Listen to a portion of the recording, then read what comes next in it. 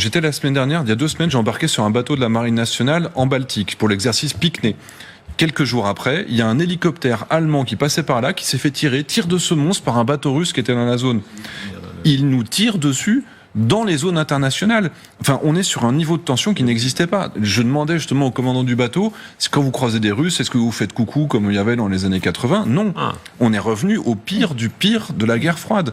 Quand à l'époque, il y avait des avions, effectivement, les Bear qui faisaient leur patrouille, il y a des histoires où même les Américains venaient avec les magazines Playboy et montraient la page centrale et le Bear sortait sa perche de ravitaillement. On comprend très bien ce que ça voulait dire.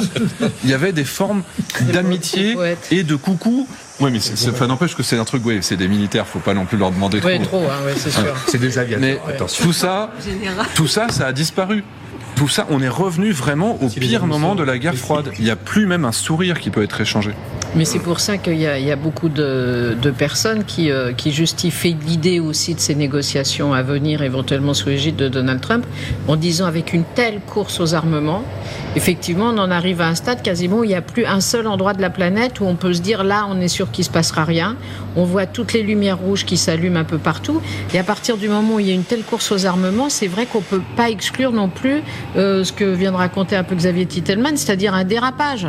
C'est parce que si un jour les Russes, par inadvertance, abattent un hélicoptère allemand, si c'est les Britanniques qui tirent sur les Russes, on est vraiment à un niveau d'extrême tension.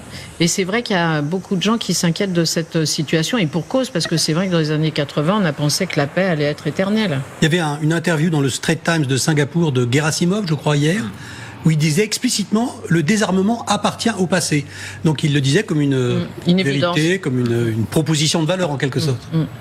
Oui, à ceci près que le désarmement des Russes continue, puisque grâce aux Ukrainiens, ils s'usent.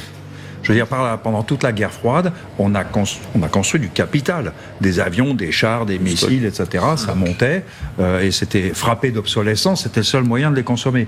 À l'heure actuelle, la course économique que mène la Russie, c'est pour détruire. Le missile sorti d'usine, il est tiré le lendemain. Enfin, j'exagère à peine.